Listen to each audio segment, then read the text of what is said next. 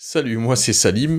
J'accompagne les thérapeutes qui veulent développer leur activité sans stress et en étant toujours connectés à leurs valeurs. Aujourd'hui, je vais parler de on va aborder la question des réseaux sociaux. Comment faire finalement pour apprivoiser ton activité, ces réseaux sociaux-là pour que ton activité se développe beaucoup plus rapidement. Alors, ce qui pose problème dans les réseaux sociaux, c'est pas les réseaux sociaux en eux-mêmes. En fait, ce qui pose problème le plus souvent, c'est le fait de ne pas avoir de positionnement, de ne pas savoir exactement qu'est-ce qu'on fait sur ce réseau social. C'est pour ça, en fait, avant d'y aller, pour les personnes qui n'ont pas, par exemple, de compte Facebook ou de compte Instagram, ce qu'elles se disent avant d'y aller, se disent, ouais, on me dit qu'il faut absolument avoir un compte sur un réseau social pour me développer. Et en fait, ça part du principe que c'est une charge, c'est un boulet. Il faut avoir, et puis moi je suis pas trop technique, etc. La première chose à considérer quand tu veux aller sur les réseaux sociaux, c'est de te poser la question pourquoi. Pourquoi tu veux aller sur les réseaux sociaux? Deuxièmement, avec qui tu veux discuter sur les réseaux sociaux. En fait, c'est comme être invité dans une soirée où il y a 2 milliards de personnes. C'est vrai que ça fout un peu les jetons parce que tu te dis, je connais personne, je vais y aller, qu'est-ce que je vais pouvoir dire, etc. Et donc la première question, elle est au niveau du positionnement, qu'est-ce que tu vas y faire, quel est l'objectif finalement principal de cette présence sur ce réseau social.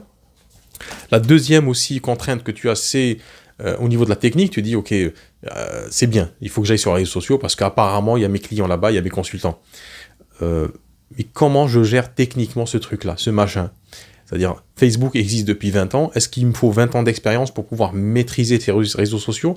Et puis, il y a aussi cette idée qui est un peu sous-jacente, un peu toxique, qui dit que le fait de dire maîtriser. Je ne maîtrise pas les réseaux sociaux, donc je ne peux pas y aller. C'est comme dire, je ne maîtrise pas la peinture, donc je ne peux pas peindre. Je ne maîtrise pas la conduite de la voiture, donc je ne peux pas conduire. Donc, tu sais que si tu as ton permis de conduire, si aujourd'hui tu as eu ton permis de conduire, je te félicite d'ailleurs si tu l'as eu aujourd'hui. Si tu l'as eu aujourd'hui, tu vas pas te dire, en fait c'est le serpent qui se mord la queue, c'est-à-dire tu vas pas te dire je ne vais pas conduire parce que j'ai pas d'expérience, mais il faut que pour avoir de l'expérience, il faut que je conduise. Donc à un moment ou à un autre, il faut que tu te jettes du haut de la falaise.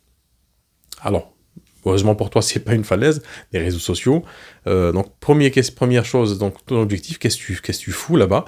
Deuxièmement, techniquement, est-ce que c'est compliqué ou pas? Est-ce que tu es obligé de maîtriser ou est-ce que tu dois maîtriser que certaines choses sur ce réseau social-là? Je vais te donner un exemple très très concret pour te montrer que les réseaux sociaux, c'est pas si compliqué que ça. Et en fait, c'est quelque chose qu'on fait humainement.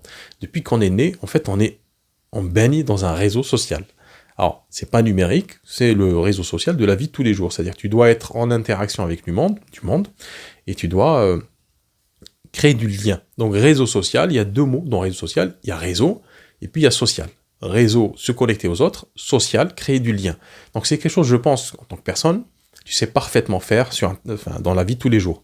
Donc, si tu as cette capacité de faire ça dans la vie de tous les jours, il est tout à fait possible de faire ça dans des réseaux sociaux digitaux comme Facebook, Instagram, etc. Si je reste sur cet exemple de réseau social réel, on va dire, physique, il y a des codes. C'est-à-dire, tu ne peux pas, par exemple, débarquer dans une conversation, monopoliser la conversation, parler de toi, c'est quelque chose qui ne se fait pas. D'ailleurs, tu n'auras même pas idée de faire ça. Mais quelqu'un qui fait ça, c'est tout de suite, il est très mal vu, on va dire, il est lourdingue, ou elle est lourdingue, cette personne. Donc, on n'a pas envie de rester avec des personnes comme ça. Donc, c'est quelque chose que, naturellement, tu ne fais pas. Si tu as envie d'être en relation, imagine, tu es invité dans une soirée, dans un repas, dans un mariage, que sais-je, et puis tu arrives, et puis tu trouves comme ça, tu arrives, bonjour, tu trouves comme ça, je sais pas moi, 100 personnes, 50 personnes, 20 personnes, 1000 personnes, et ta première approche va être de quoi? Va être d'observer. Tu vas faire ça naturellement, tu vas regarder un petit peu les groupes, parce que souvent, il y a des groupes qui se constituent dans ces soirées, c'est pas une conférence, hein, c'est pas le marié qui parle à 500 personnes, c'est un groupe, c'est des petits groupes, de petits agglomérats comme ça qui se greffent les uns aux autres, les personnes se greffent les unes aux autres autour d'un sujet prédéfini, de quelque chose, un centre d'intérêt, une discussion, etc. Donc tu vas trouver le groupe mécanique, le groupe couture, le groupe réseaux sociaux, le groupe politique, etc. Donc ce que tu vas faire un petit tour et puis tu vas observer et écouter.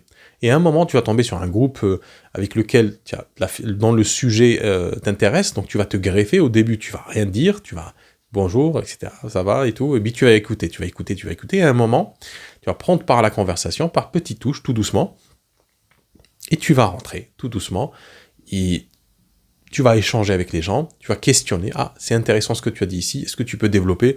Tiens, ça aussi c'est intéressant, est-ce que vous pouvez m'en dire un peu plus, qu'est-ce que vous en pensez de ça, etc. Et donc le fait de faire parler les gens, ils vont t'intégrer dans ce groupe-là, tu vas faire partie de la discussion, et puis à la fin de la soirée, tu vas te retrouver avec, au lieu d'avoir 5-6 personnes, tu vas te retrouver avec 1 ou 2 personnes. Donc tu vas affiner un peu plus cette conversation. C'est exactement ce qu'il faut faire pour apprivoiser les réseaux sociaux, pour développer ton cabinet et ton activité. C'est ce qu'on fait exactement sur Facebook, c'est-à-dire qu'on rentre dans un espace dans lequel il y a peut-être 4 milliards d'utilisateurs actifs, ou 3 milliards d'utilisateurs actifs. Mais nous, ce qui nous intéresse, c'est pas les 4 milliards.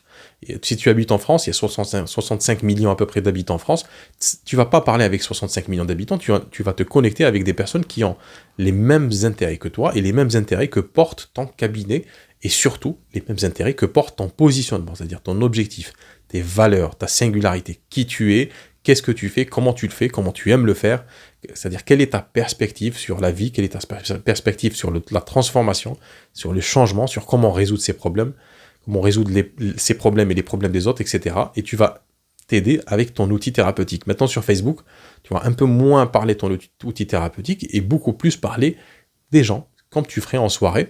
Et donc, tu vas te greffer dans cette conversation digitale avec les mêmes mécanismes d'interaction.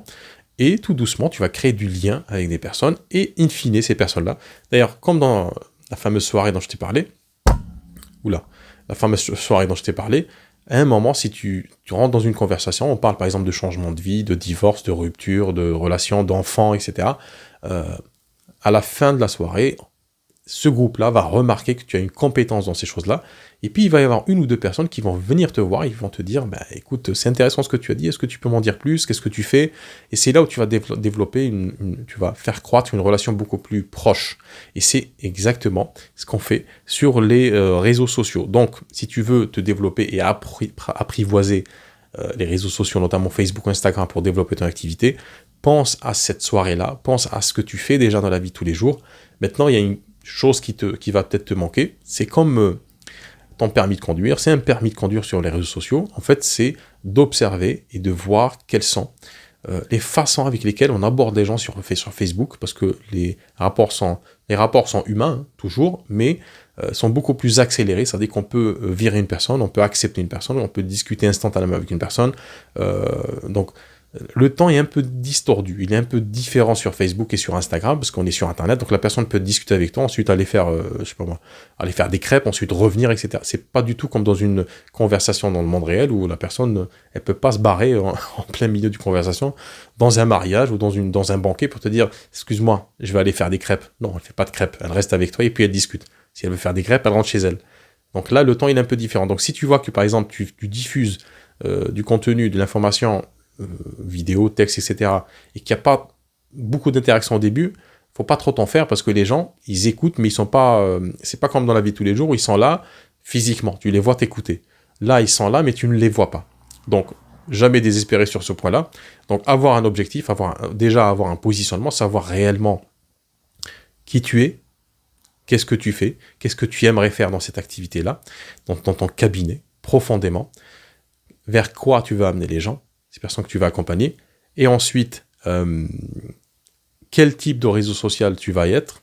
Ça, il faut observer aussi, ça se discute. D'ailleurs, je te mettrai le lien en dessous, il y a le canal Telegram, mon canal Telegram privé, dans lequel on discute avec les thérapeutes, où je donne des conseils quotidiens. D'ailleurs, tu pourrais t'inscrire dès aujourd'hui.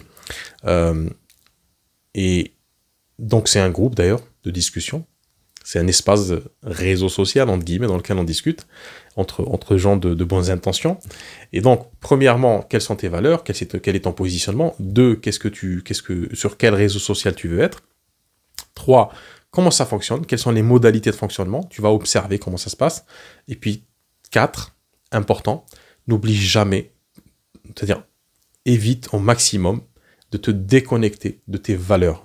Même si tu es sur Facebook, même si tu vois énormément de choses qu'on te propose, des façons différentes pour développer ton activité, développer ta visibilité, n'oublie jamais l'essentiel. L'essentiel, c'est tes valeurs, et c'est quelque chose que tu dois porter, que ce soit dans la vie de tous les jours, dans une soirée, chez toi, au boulot, dans le cabinet, et aussi sur les réseaux sociaux. Donc si tu as des difficultés à gérer ton réseau social, tu me laisses un commentaire en dessous, mais je t'invite gracieusement, je vais le casser ce micro, je t'invite gracieusement à rejoindre le canal Telegram, je te mettrai le lien en dessous, et on continuera cette discussion dans cet espace privé et bienveillant. Je te dis à bientôt.